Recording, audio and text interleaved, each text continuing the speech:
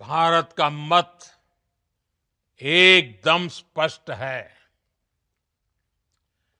Terror और talk एक साथ नहीं हो सकते। टेरर और ट्रेड एक साथ नहीं चल सकते और पानी और खून भी एक साथ नहीं बह सकता। डोनाल्ड ट्रंप ने कहा कि ट्रेड व्यापार को हथियार बना के उन्होंने हमसे ऑपरेशन सिंदूर रुकवाया। हम उम्मीद करते थे कि प्रधानमंत्री अपने वक्तव्य में इसका करारा और त्वरित जवाब देंगे, वो नहीं हुआ। ये भी बहुत हैरान। मैं आज विश्व समुदाय को भी कहूंगा, हमारी घोषित नीति रही है, अगर पाकिस्तान से बात होगी तो टेररिज्म पर ही होगी। अगर पाकिस्तान से बात होगी तो पाक ऑक्युपाइड कश्मीर पीओके उस पर ही होगी। सर्जिकल स्ट्राइक और एयर स्ट्राइक के बाद अब ऑपरेशन सिंदूर आतंक के खिलाफ भारत की नीति है। ऑपरेशन सिंदूर ने आतंक के खिलाफ लड़ाई में एक नई लकीर खींच दी है, एक नया पैमाना, न्यू नॉर्मल तय कर दिया है। पहला, भारत पर आतंकी हमला हुआ तो मुंह तोड़ जवाब दिया जाएगा। हम अपने तरीके से, अपनी शर्तों पर जवाब देकर रहेंगे। हर उस जगह जाकर कठोर कार्रवाई करेंगे जहां से आतंक की जड़ें निकलती हैं। दूसरा, कोई भी न्यूक्लियर ब्लैकमेल भारत नहीं सहेगा। न्यूक्लियर ब्लैकमेल की आड़ में पनप रहे आतंकी ठिकानों पर भारत सटीक और निर्णायक प्रहार करेगा। तीसरा, हम आतंक की सरपरस्त सरकार और आतंक के आकाओं को अलग अलग नहीं देखेंगे। जब पाकिस्तान की तरफ से गुहार लगाई गई, पाकिस्तान की तरफ से जब ये कहा गया कि उसकी ओर से आगे कोई आतंकी गतिविधि और सैन्य दुस्साहस नहीं दिखाया जाएगा, तो भारत ने भी उस पर विचार किया। और मैं फिर दोहरा रहा हूं, हमने पाकिस्तान के आतंकी और सैन्य ठिकानों पर अपनी जवाबी कार्रवाई को अभी सिर्फ स्थगित किया है। आने वाले दिनों में हम पाकिस्तान के हर कदम को इस कसौटी पर मापेंगे कि वो क्या रवैया अपनाता है। दुनिया ने देखा कि कैसे पाकिस्तान के ड्रोन्स, पाकिस्तान की मिसाइलें भारत के सामने तिनके की तरह बिखर गई। भारत के सशक्त एयर डिफेंस सिस्टम ने उन्हें आसमान में ही नष्ट कर दिया।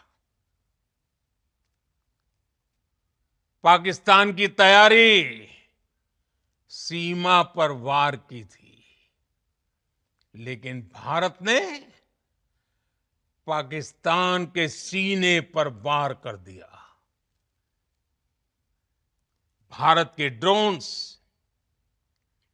भारत की मिसाइलों ने सटीकता के साथ हमला किया। पाकिस्तानी वायुसेना के उन एयरबेस को नुकसान पहुंचाया, जिस पर पाकिस्तान को बहुत घमंड था। भारत ने पहले 3 दिनों में ही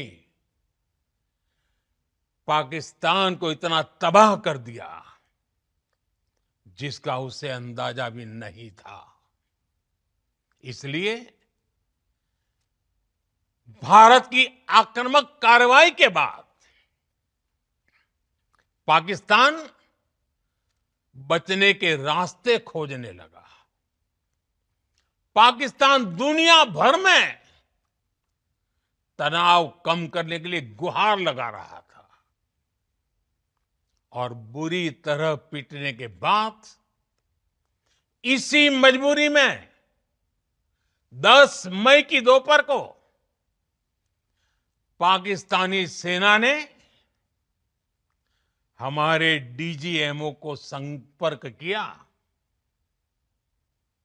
तब तक हम आतंकवाद के इंफ्रास्ट्रक्चर को बड़े पैमाने पर तबाह कर चुके थे।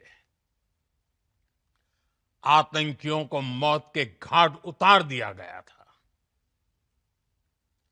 पाकिस्तान के सीने में बसाए गए आतंक के अड्डों को हमने खंडहर बना दिया था। आतंकियों ने हमारी बहनों का सिंदूर उजाड़ा था। इसलिए भारत ने आतंक के ये हेडक्वार्टर्स उजाड़ दिए। भारत के इन हमलों में 100 से अधिक खूंखार आतंकवादियों को मौत के घाट उतारा गया है। आतंक के बहुत सारे आका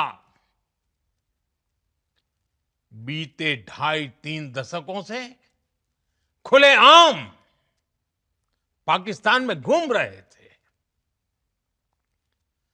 जो भारत के खिलाफ साजिशें करते थे। उन्हें भारत ने एक झटके में खत्म कर दिया। हमने आतंकवादियों को मिट्टी में मिलाने के लिए भारत की सेनाओं को पूरी छूट दे दी और आज हर आतंकी, आतंक का हर संगठन जान चुका है कि हमारी बहनों बेटियों के माथे से सिंदूर हटाने का अंजाम क्या होता। सभी ने बीते दिनों में देश का सामर्थ्य और उसका संयम दोनों देखा है। मैं सबसे पहले भारत की पराक्रमी सेनाओं को, सशस्त्र बलों को, हमारी खुफिया एजेंसियों को, हमारे वैज्ञानिकों को, हर भारतवासी की तरफ से सैल्यूट करता हूं। हमारे वीर सैनिकों ने ऑपरेशन सिंदूर के लक्ष्यों की प्राप्ति के लिए असीम शौर्य का प्रदर्शन किया। मैं उनकी वीरता को, उनके साहस को, उनके पराक्रम को आज समर्पित करता हूं। हमारे देश की हर माता को, देश की हर बहन को और देश की हर बेटी को ये पराक्रम समर्पित करता हूं। प्रधानमंत्री नरेंद्र मोदी जी का वक्तव्य हम सबने सुना। ठीक उससे कुछ मिनट पहले अमेरिकी राष्ट्रपति डोनाल्ड ट्रंप का वक्तव्य सुना, जो बहुत व्यथित करने वाला था, जिसने तमाम भारतवासियों को चौंका दिया। भारत की संस्कृति में सिंदूर के साथ कभी सौदा संभव नहीं है। डोनाल्ड ट्रंप ने कहा कि ट्रेड, व्यापार को हथियार बना के उन्होंने हमसे ऑपरेशन सिंदूर रुकवाया। हम उम्मीद करते थे कि प्रधानमंत्री अपने वक्तव्य में इसका करारा और त्वरित जवाब देंगे, वो नहीं हुआ। ये भी बहुत हैरानी की बात है। कल अमेरिकी राष्ट्रपति ने एक्स पर पोस्ट किया कि वो कश्मीर में मध्यस्थता करेंगे। यह स्वीकार्य नहीं हो सकता किसी भी भारतवासी को। पिछली कई सरकारों ने, उसमें भाजपा की सरकारें भी रही हैं, ये उन्होंने सुनिश्चित किया है कि कश्मीर एक बायलैटरल मुद्दा है, उसका अंतर्राष्ट्रीयकरण संभव नहीं है। उसको भी हमने कोई चुनौती आधिकारिक तौर पे नहीं दी, प्रधानमंत्री ने कोई उत्तर नहीं दिया। यह भी हैरान करने वाली बात है। परसों सीज फायर की घोषणा डोनाल्ड ट्रंप ने एक्स के माध्यम से दी। हम हैरान हैं कि यह कैसे हो सकता है, यह संभव ही नहीं हो सकता।